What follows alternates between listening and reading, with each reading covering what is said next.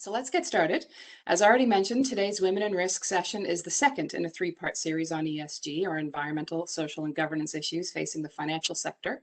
Risk management is about helping organizations navigate through uncharted territory, developing systems to ensure greater stability and prosperity, and adapting to the complexity and diversity that defines business context in the world today. The role of those working in risk management today has certainly evolved beyond areas of traditional financial risk. And our Women in Risk series was developed to build risk management capacity in areas of emerging risk that address the talent and gender gap in this field. With the ongoing impact of the pandemic, ESG has risen to the top of the corporate and board agendas. One of the areas where the pandemic has had the greatest impact is on the social front, particularly as it relates to women. I'm very pleased to introduce Rita Akrakar, who's our moderator for today, and who'll introduce our guest speaker and highlight the importance of social factors in ESG. Rita's been an executive in residence here at GRI since last fall. She's an accomplished financial services executive and a board director. Rita has experience in global capital markets, risk management, governance, and business transformation. She's a passionate advocate for diversity, equity, and inclusion. Rita, over to you.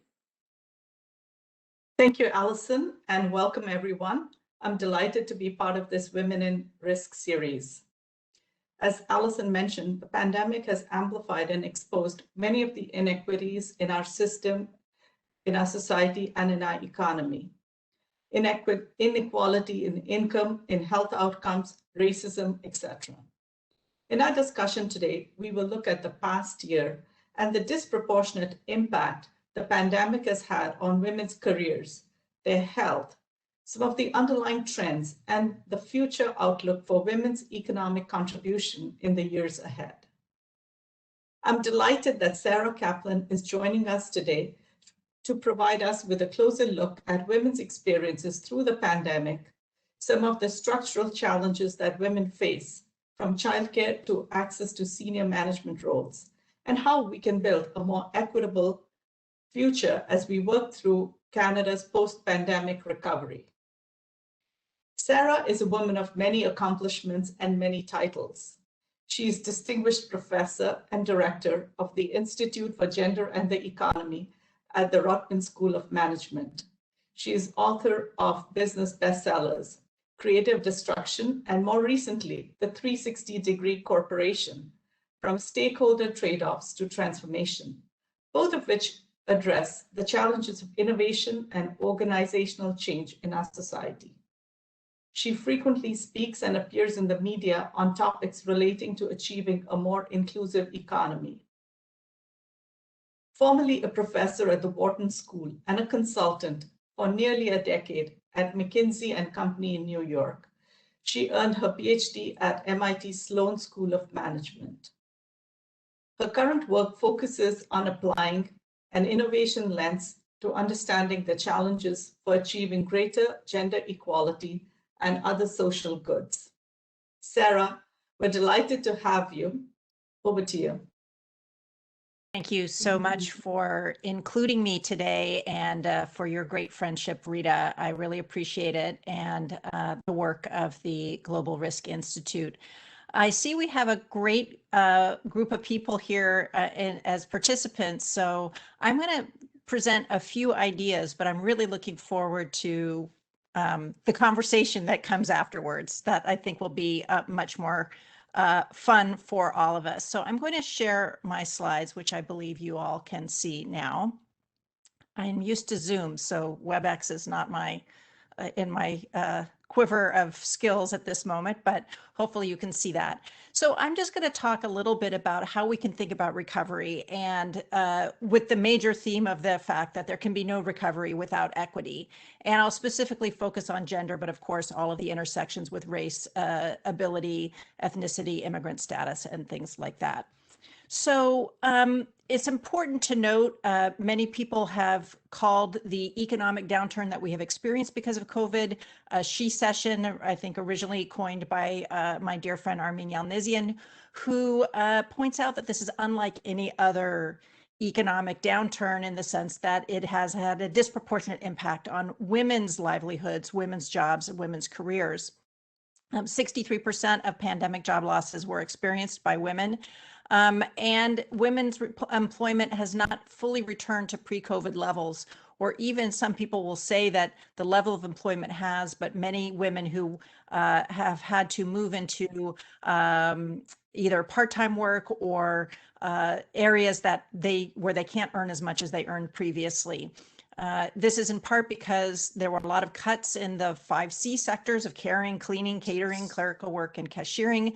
But it's also because, as probably many of you on the call know, lack of affordable, safe care services, the close down of schools, the need for someone to be taking care of children at home, and because of our gendered notions in our Canadian society about who should be doing that, very often it was the female person in the household. And of course, this is even more dire for single head of household families, which are most often headed by women. This has also been a particularly dire impact when it comes to thinking about women of color, immigrant women, women with disabilities, migrant low-income workers being the most affected, as we well know. And, if we think about also women's entrepreneurship, women entrepreneurs have been more likely to be in affected sectors, more likely to assume more care work at home. Many recovery programs are not tailored to the features of women's businesses because they're smaller, have fewer employees, maybe are not incorporated, maybe are self-financed. And so whether we're looking at employment or entrepreneurship, we see that women have been disproportionately affected by the downturn, and we're still not out of the woods, obviously.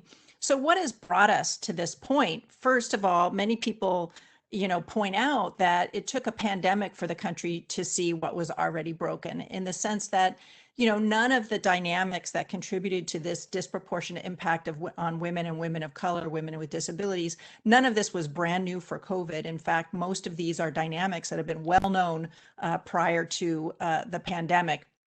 We live in a system that consistently disadvantages women and women on all of these different dimensions that I have been describing. And so what I think, if we want to create a silver lining out of this pandemic, although I think we can all spend a lot of time mourning the tragic consequences, the lives lost, the economic livelihoods lost, et cetera, I think the silver lining is that the pandemic has brought forward a lot of these issues that maybe had a harder time being part of the conversation prior to the pandemic. But now I think it's become very evident that these dynamics are real, and it's putting a lot of energy behind possible solutions in a way that we might not have been able to do prior to the pandemic. So to me, that is the silver lining. I've been promoting the idea of a caring recovery, a caring economy. I wrote a piece in Corporate Knights. And by the way, at the end, after I'm done, I'll just post in the chat a whole bunch of links to different pieces in case you want to inform yourself. For example, on the gendered impact of COVID, we have an explainer at the Institute for Gender and the Economy. I'll put some links in there just so you can get further information if you are at all interested.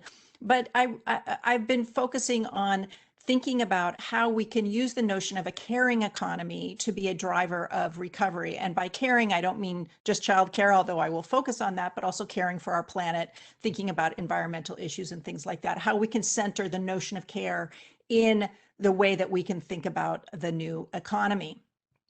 And another way that I and my team have contributed to thinking about this is through the Feminist Economic Recovery Plan for Canada that we did jointly with YWCA Canada. It was the first national feminist economic recovery plan globally. We followed on the heels of the state of Hawaii in the United States. Northern Ireland also has its own, but we were the first globally to do this. And it emphasized a number of different features that will be essential for thinking about the recovery. The first, as I've mentioned, is intersectionality, understanding where power lies in our society, addressing the root causes of systemic racism, and then, of course, care work as essential work. And I'm going to spend a little bit more time talking about that now.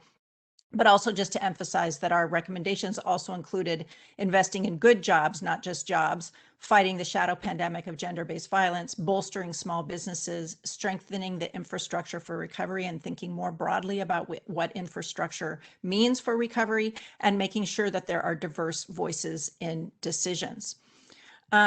So I just want to, because we are just coming off of the announcement of the Canadian budget for 2021, where we learned that the federal government now wants to invest substantially in childcare. Promise that has been in the making for decades, and now we're finally seeing it come to fruition. And one of the things that had always held back the investment in childcare had been this idea that it was too expensive, and that we couldn't afford it. But in fact, what I want to convince you of is, in fact, it's not only not too expensive, but we can't afford not to do it. And I think that it's going to pay tremendous dividends for our society. So just to give us a sense of how leading the recovery with care is actually going to give us the greatest growth and the greatest vibrancy in our economy going forward. So investing in social infrastructure, and this is why I want to say that we need to expand the definition of infrastructure. And if you've been following politics in the United States, you'll see that that has been very evident with Joe Biden's, infrastructure investment plan that includes investing in things like childcare. And people are saying, oh, wow, childcare is now infrastructure. But of course, that definition of infrastructure as being only roads and bridges is, a gendered definition of infrastructure when you think of what you really need to do to underpin the economic well-being of society. So just like any other investment in infrastructure, it's an investment when you invest in childcare because it has benefits that pay off in the future, just like any business investment that you might make. And it is infrastructure because the benefits extend beyond the direct uses to support the broader community. And I'll show you how that works. First of all, when we talk about investing in childcare, we're also talking about investing in high quality childcare that includes early childhood learning. And we know that children that experience good early childhood learning not only are more likely to graduate from high school, have better work habits, make better decisions, are less likely to become addicted to drugs, have higher lifetime income, have decreased poverty. The dividends pay for generations when you invest in early childhood learning. And that's for children. But we can also think of the returns that come to the economy, for example, with employment. Because when you invest in childcare, not only do you get more direct employment in the sector, but you get more indirect employment for all of the suppliers who supply the sector, and more induced employment for the industries that supply goods and services to those households that now have more earning power because they're employed. So there is a major knock-on effect to the economy from investing in childcare. Also, a fourth point here could be the fact that when you have more affordable childcare, more women can get into the workforce, and thus also creating benefits to the economy as well as to their own career advancement. And there was an analysis that was done in the UK, but people argue, if we're going to spend a lot of money, should we spend it on something like construction versus something like care? And what the analysis basically shows is that the green bar being care, the blue bar being construction, is that you get many more jobs created when you invest in care than when you invest in something like construction. And in fact, you don't get many fewer jobs for men. You get at least slightly more jobs for men, but you get many, many, many more jobs for women. And so a key point to make here is that investing in care is not just investing in women, it's investing in the entire economy. And this is true even at existing wage levels, where we know construction workers tend to be paid much more than care workers. But even if you were to say, let's pay care workers what they actually deserve, which is something closer to what construction workers make, you're still creating more jobs overall in the economy by investing in care than investing in construction. So this is just a way to say that this idea that spending money on care is a waste of money or not a good investment is just false. And this is one way to look at that equation.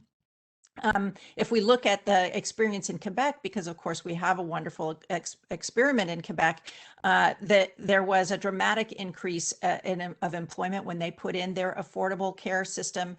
And in fact, the governments, both at the provincial and the federal level, made money off of their investments in care. So this is a net and fairly rapid return on investment for investing in care, and yet an investment that's been resisted for many, many years, both by the government and by many others in our society. if you look at the fiscal impact, for example, on the Quebec program, you see that the benefits include increased taxes from personal income because people are making more money, therefore growing the economy. You get tax from personal property because people own more property, tax from corporate income because corporations are growing. And their sales are increasing, and tax from production and other areas, again, because businesses have expanded due to this investment. You also get a decrease in government expenses that has to do with fewer people living in poverty. So fewer, for example, fewer social welfare type of programs needed because more people have been lifted out of poverty by the availability of affordable care. I see some questions are coming in, but because I'm in full screen, I can't see them all right now. I want to get to them, but thank you very much for those coming in. I'm just going to conclude with a few thoughts and then we can open it up. You know, a lot of times people talk about, well, including women in the economy is great for GDP growth. There are many consulting firms who've made a lot of business off of making those kinds of estimates. And while it is true that being more economically inclusive by investing in care, by investing in the environment, by investing in the kinds of things we're talking about, does grow GDP, I think we also need to think about, as we think about the recovery, what are the other measures?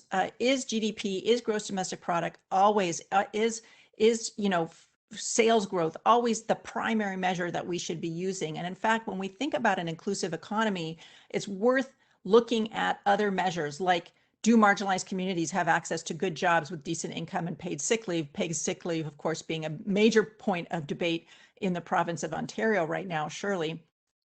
How is unpaid care work being economically valued? How many affordable housing units have been created, and more? I think that as we move forward in thinking about the inclusive economy, we're going to come up with other ways of measuring economic well-being and prosperity that expand beyond some of the traditional measures. So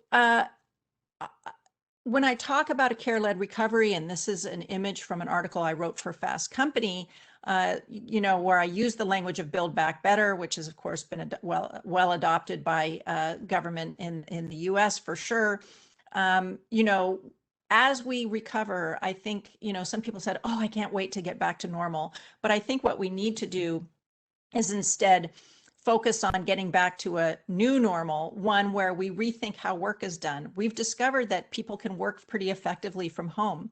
We've discovered that people can work pretty effectively if they work the morning hours and not the afternoon hours because they have childcare responsibilities. There's all sorts of ways of working that I think we now know are possible. We can be more inclusive of people with disabilities who can't physically make it to the office, but could easily work from their homes.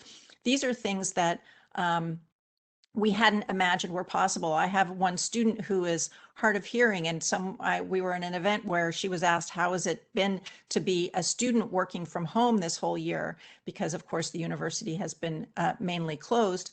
And she said, actually, for me, it's somewhat better because I can control the noise and I can use the closed caption feature on many of the, you know, whether I'm using a Zoom call or Teams or whatever. I've actually been able to be more included in this environment than maybe I would have been in another environment. And I think this is when we talk about rethinking work, I think we're seeing the possibilities for that.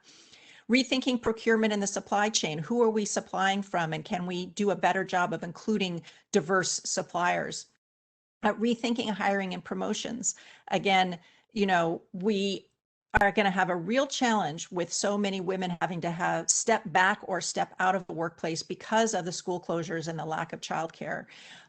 What does that mean for firms that are trying to do a better job of promoting women and people of color and people with disabilities into leadership positions? Well, we're going to have to think differently about that.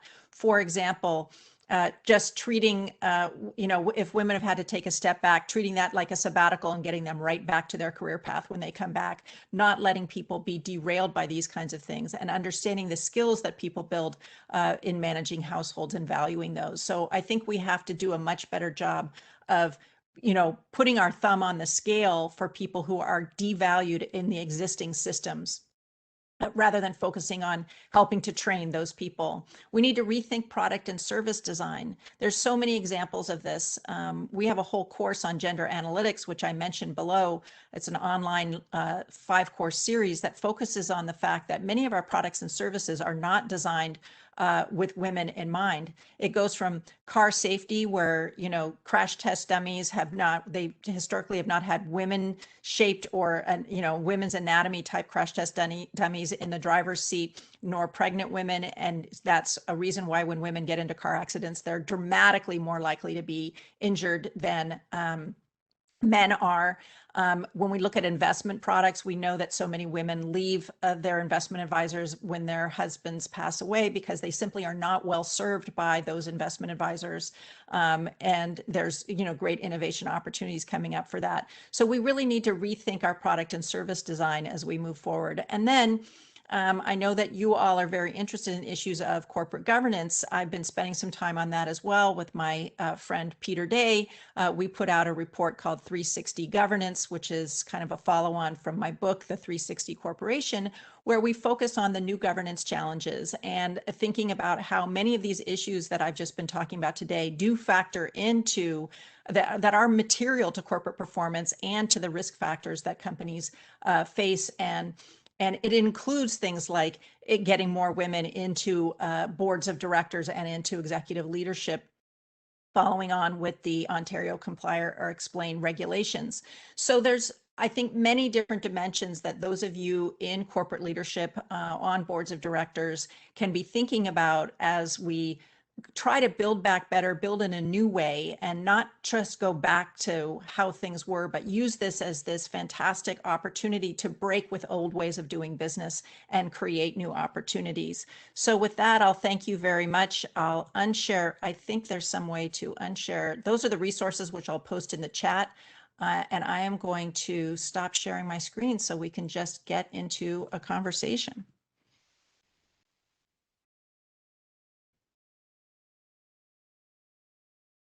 Okay, everything's in the chat. So if you want to see those, the links are all there for you.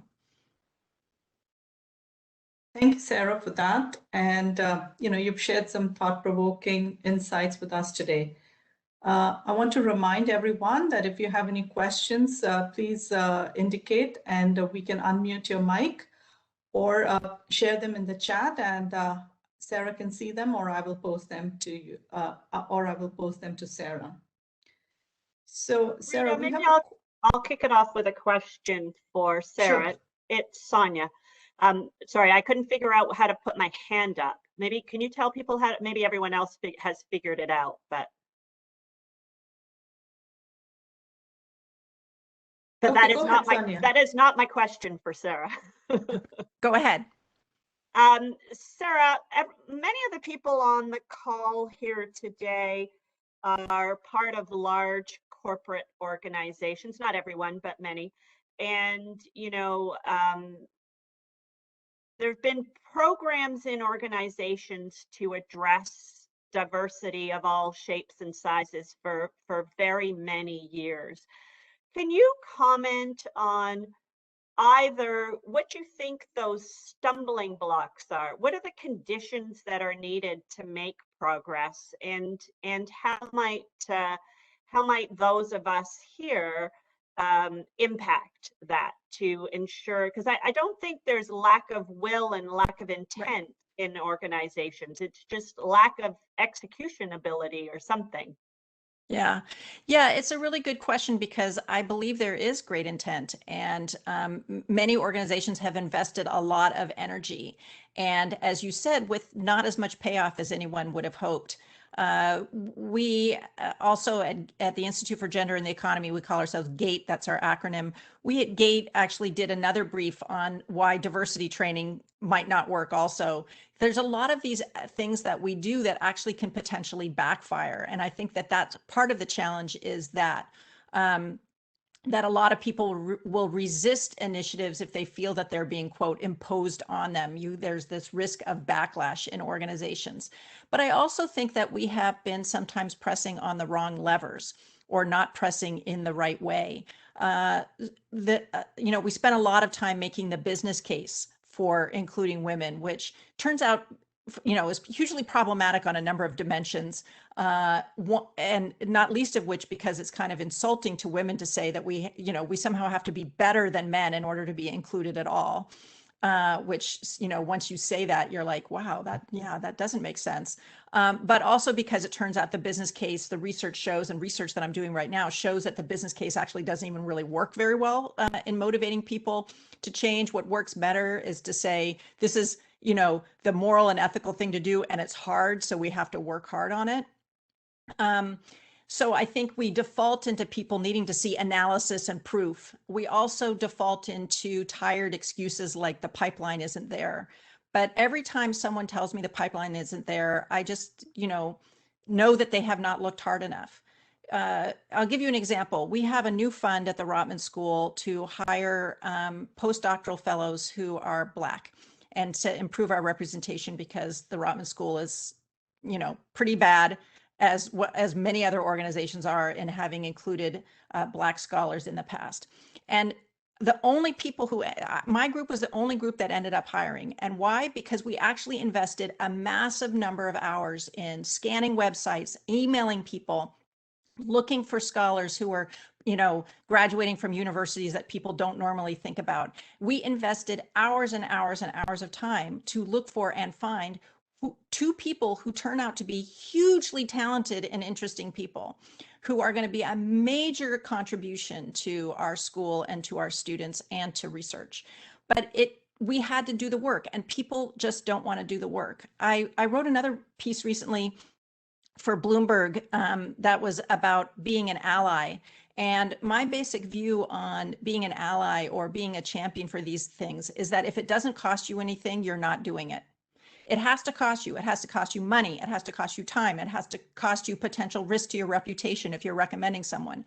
And so I think, I could go on and on because this is the bazillion-dollar question, but I think part of it is that people want it to be easy, and it's just not. And people want it to be cost-free, and it's not. To make this transformation that we're going to have to make, people are going to have to invest. I talk about it as putting the thumb on the scale, because the only way that we're going to get to actual equality is we're going to have to weigh down on the scale that is so unfairly weighted towards certain people in positions of privilege in our society. And the research is very clear of the massive benefits that come from truly being inclusive.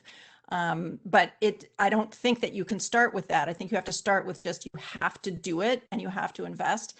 And I think most organizations just have not been willing to make most leaders have not been willing to make the sacrifice, have not been willing to say, okay, I'm not going to promote my buddy to this role. Okay, I'm going to actually spend 3 days out going to meetings to try to meet people who would actually potentially be good for this role. People don't want to invest the time. And until you invest, you're not going to get the change. And it's not going to be easy. You have to actually commit to doing it. And so I think that's why we haven't, had the impact, we look at Comply or Explain. I'm doing a big study on that right now. There's been almost no movement on women on boards. Certainly the regulation hasn't helped at all. And it's kind of embarrassing how little progress we've made, but I could go on. Anyway, thank you for the question. That's wonderful. I see Lois also has a question in the chat. Did you want to unmute and ask it, or do you want me to just read it?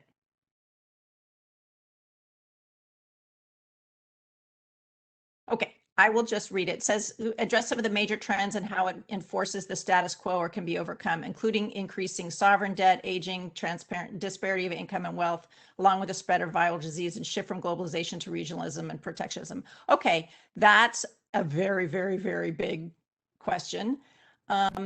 So I'm not sure I can even answer that in any kind of succinct way, except for to say that these trends can either reinforce the status quo or be the opening to do something really different. If you recognize disparity of income and wealth, yes, until we have to change systems to make that happen. This is what we're seeing is happening with the federal government in the United States right now, is a massive investment in people at the bottom of the pyramid as opposed to the top, because the trickle-down theory doesn't work, as President Biden said yesterday in his speech to Congress. We know that the virus is a biological disease, but it is also a disease of inequality, in the sense that those people who are most harmed by something like the virus on average are going to be the people who are poor, the countries that are poor, the people who are marginalized and don't have access to resources. And so it's the same thing with an earthquake. An earthquake in Haiti has a very different impact than an earthquake in Los Angeles. And it's still an earthquake. It's still something that's sort of on some level, excuse me, beyond our control. But on another level, it feeds into and exploits the fractures in economic inequality. And so that's why I say this is our golden moment right now, because all of these issues have come to the fore. As we address them, we can either choose to address them in ways that exploit those rifts or ways that heal those rifts. And I think that's the innovation opportunity that we all have. So thank you for that wonderful question. We could, spend a long time thinking about each one of those different list of things that you have in your questions. So thank you, Lois. Thank you so much for that answer. I was just having trouble unmuting before. Oh, sorry. Is there anything you wanted to add to that? Yeah, if you could specifically talk a little bit to the increase in sovereign debt that we're seeing, and sort of how do we move forward as women when there may be sort of massive shifts in the future in the government's ability to address a lot of the issues that address women, especially as we see our population aging.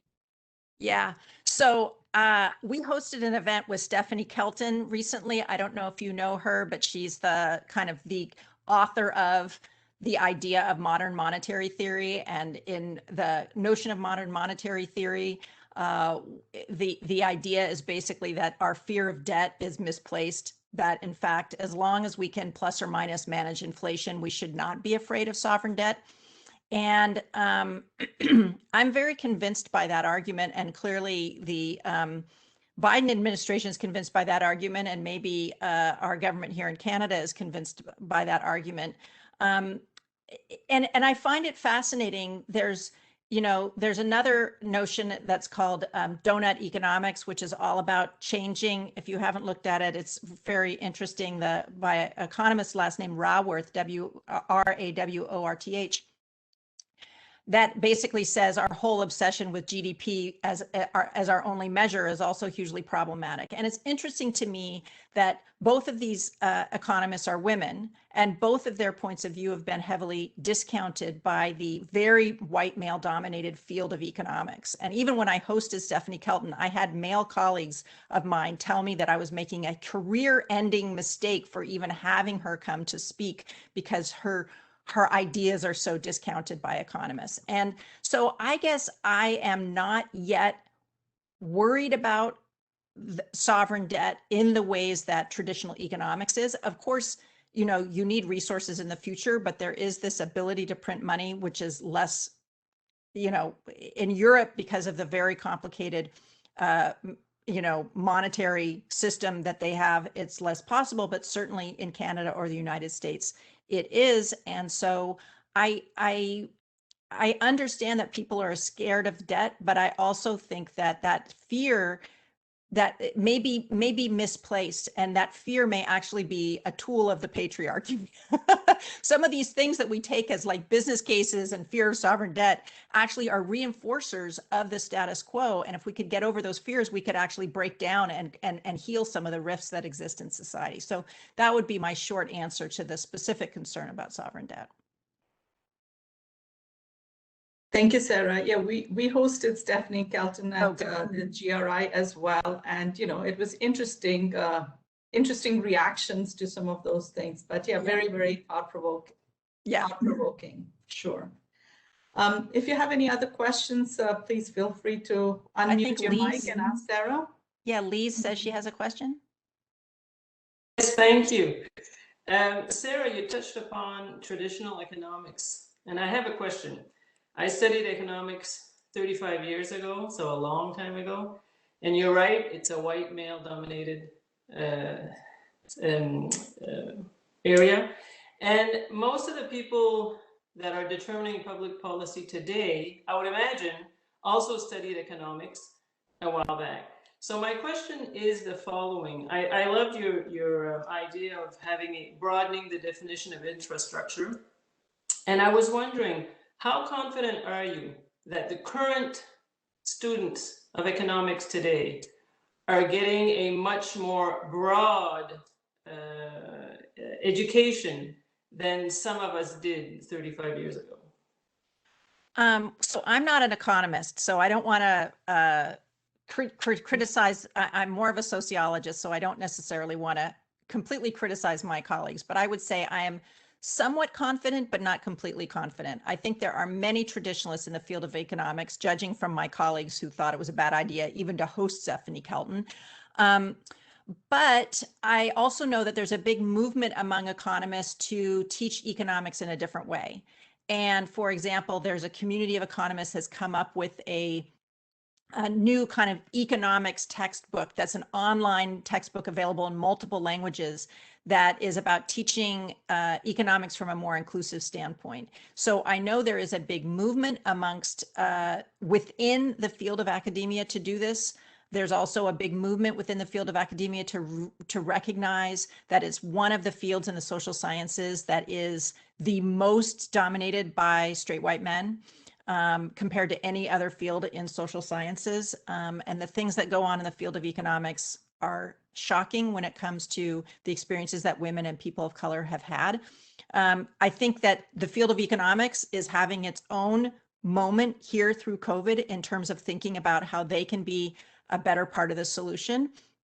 But, you know, it comes to for things like, you know, Joe Biden saying that trickle down economics doesn't work. We need people to take a stand against some of these things that have been seen as orthodoxies. And so I would say, one, I think the field is changing, but more importantly, the students are changing because the students just won't have it.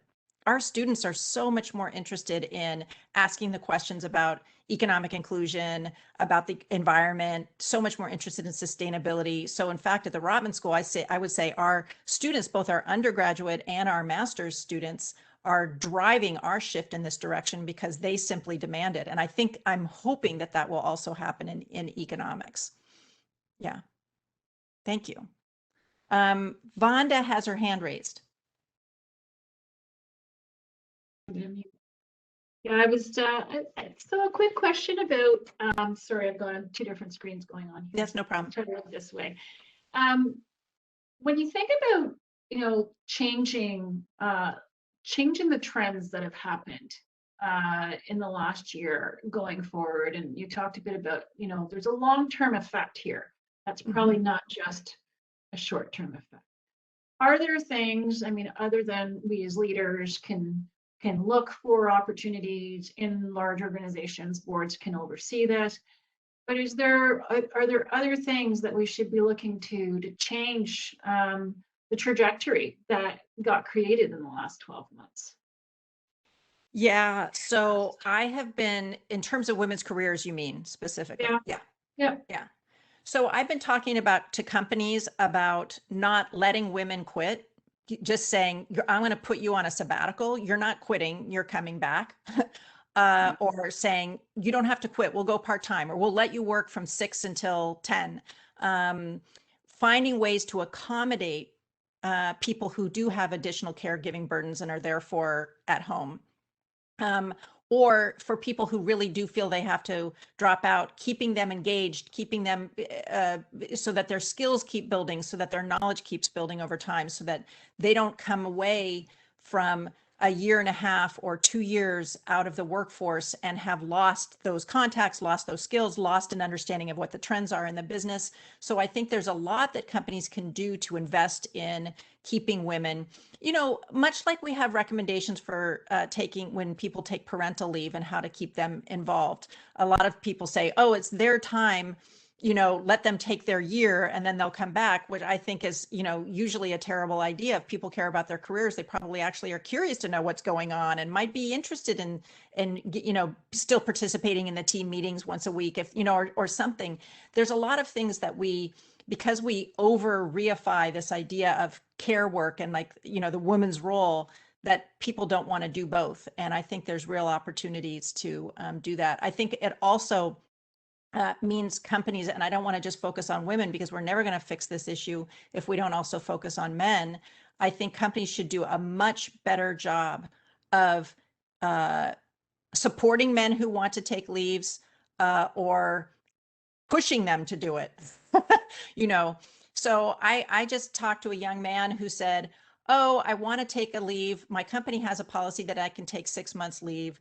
My spouse took the first 6 months. Then I went to apply for the second 6 months. And they said, oh, no, the policy only applies if you take the first 6 months.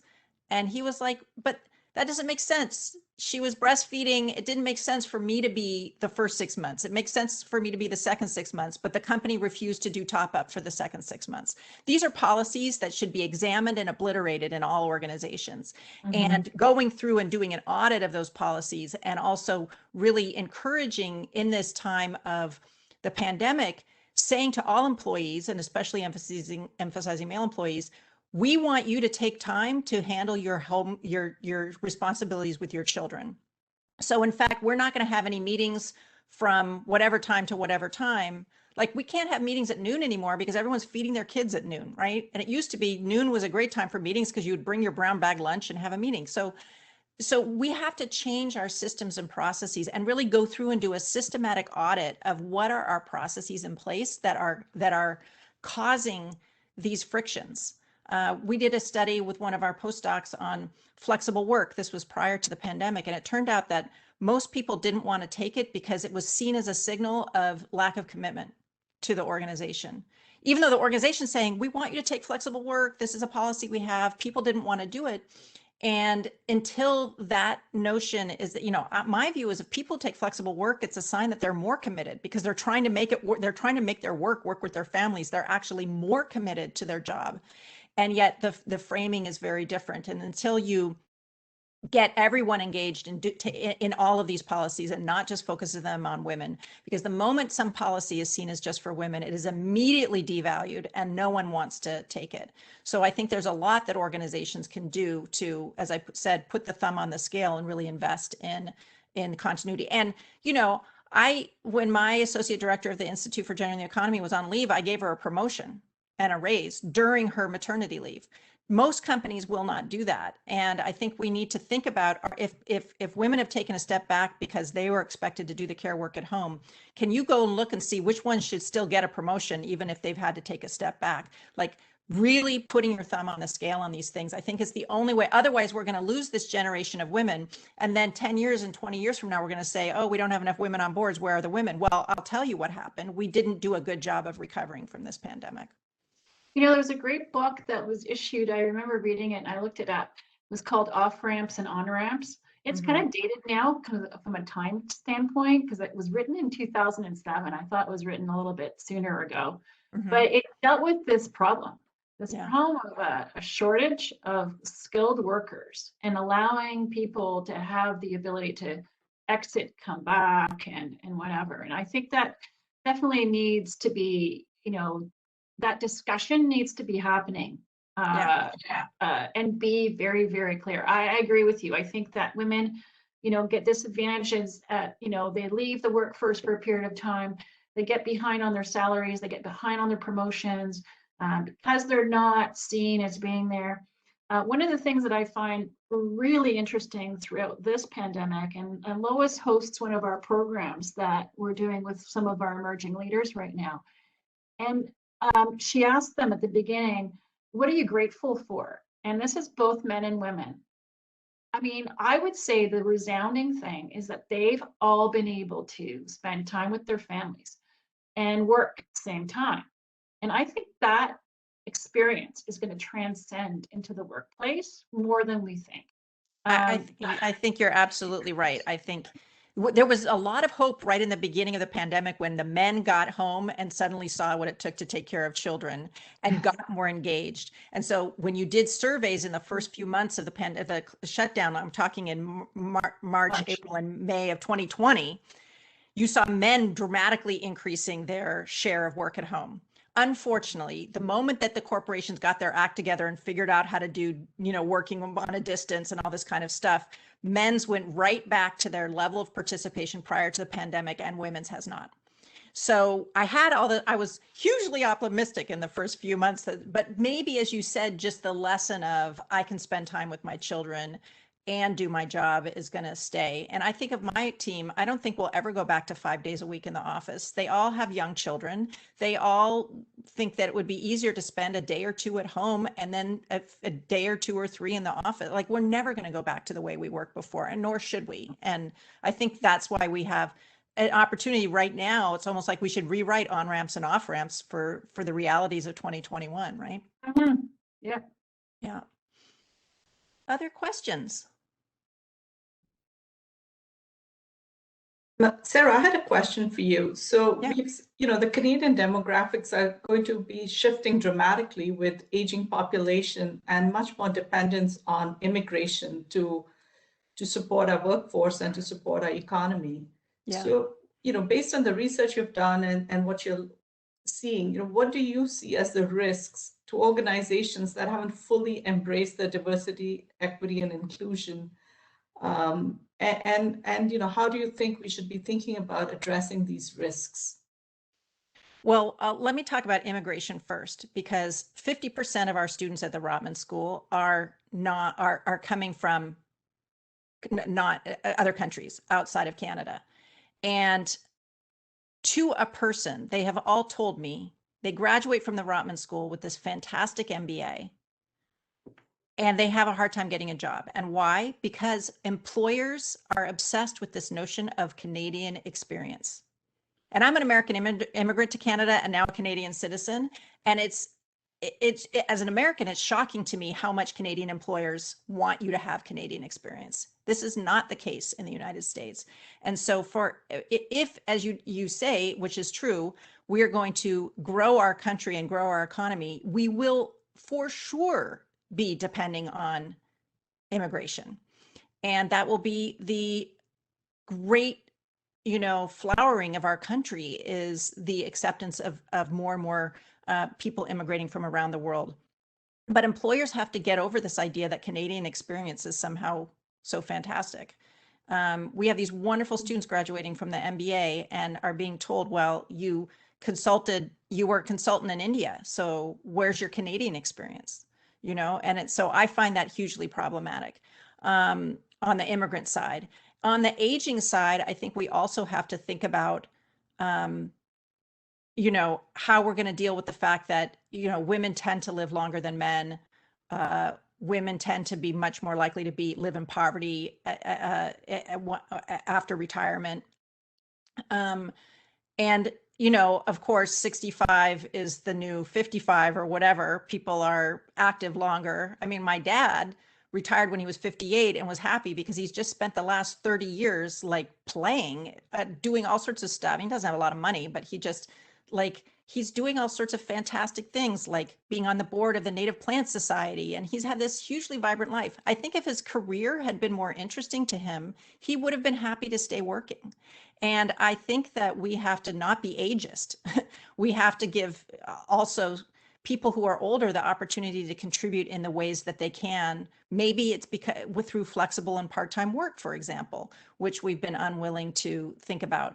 So I think, companies that don't take this on board, the employees of the future are either going to be old or immigrants. So you take your pick, but you're going to have to reorganize yourself for that. And it also, it's shocking to me how low the employment rate for women is in Canada relative to other developed countries. The only province that is high and in fact higher than many developed countries is Quebec. And that's because of the childcare. So my hope is that with this new investment in childcare, Canada is going to come from being very far behind its peers to catching up in terms of women's economic inclusion also. So I think there's many, many possibilities for growth of employment, but none of them are going to look like your traditional white male Canadian native born employee. Sarah, if I may, it's Allison here. I just wanted to jump in and build on what you've just said about the international, sort of looking globally. So the women's issues here in Canada and maybe our G7 countries maybe have one shape, and women's issues in the broader G20 and the broader world have another shape. And as the world has been affected by the pandemic, women disproportionately affected here in Canada, but that could be magnified in places like India or sub-Saharan Africa or other places. And maybe some of those countries aren't the engines of growth, of the economy. But what does the global recovery look like, considering the sort of, when you magnify maybe what's happened here in Canada by what's happening around the world, including in important economies like Indonesia and India? What does global recovery look like? Well, I just saw an Oxfam report came out. I just saw it on Twitter this morning that women lost collectively around the world $800 billion in income last year, if we look globally. So yes, this is a global problem. It's also compounded by the fact of climate change, because climate change disproportionately affects women as well. We're seeing, in many communities around the world, women stay home and farm while the men go to the cities to try to earn money for the family. Well, farming is becoming harder and harder in areas affected by drought. And these women then are having to put themselves physically at risk to go into markets and things like that. There's, leading to a drastic increase in gender-based violence. This is going to lead to a lot more people seeking refugee status in places like Canada and the United States and all over Europe. So we are seeing a confluence between the pandemic and climate change. We're seeing a confluence of factors that is going to lead to incredible losses and risks for women. And so I think it's a huge challenge, and one that is, if we think about who is going to deserve refugee status in the United States, we're going to have to very much focus on the women who are being impacted by, in the United States or in Canada, are affected by these dual factors. And, India right now, we're only seeing the beginning of how bad the pandemic is going to get in India. It's truly tragic. And, but we can't even get our act together in Canada. So, so I really feel like we're still a long way from being out of the woods on this one. And the questions you raise are ones that we should all be mulling over, and no one knows the answer to that. But those questions that you raise should be raised and raised and raised as we continue to talk about recovery. Absolutely. Yeah. Thank you, Sarah. It looks like we're coming to a close of our time together this morning. We have a few minutes to go. So any final thought or comment you'd like to leave our attendees with? Well, I'm just so grateful that you came and that you're interested in this topic. And what I would encourage you to do, so not to kind of promote stuff that we're doing at the Institute for Gender and the Economy, but we do have a lot of resources there for you. We have a primer on quotas and the fact that they actually increase quality, not decrease quality. We have the primer on the explainer on COVID and inequality, and explainer on diversity training and when it works and when it doesn't. There's a lot for those of you who are interested in doing the work. There are a lot of resources at gendereconomy.org, and I would encourage you to educate yourselves or use the resources to educate your colleagues who, for example, I'm pro quotas, and one of the reasons I am is I've looked at the research.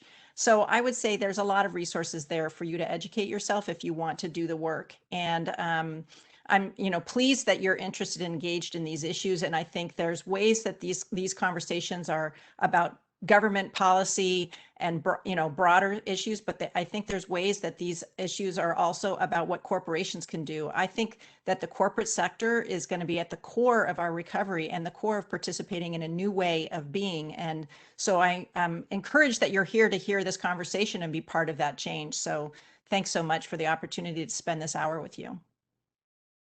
Thank you, Sarah. Thank you for joining us and for sharing your experiences and your insights. I think you've been very enlightening and, certainly very thought-provoking discussion. I think some of the ideas you've shared with us, they do fly in the face of, common understanding or misunderstandings, I will say, that people have. So certainly it's been very enlightening to have you. And to all attendees, thank you very much for your participation today and for your engagement, which has contributed to a rich discussion. Thank you once again for joining us at GRI this morning. We look forward to seeing you at our upcoming GRI events. Best wishes and stay safe. Thank you, Sarah. Thank you, everyone.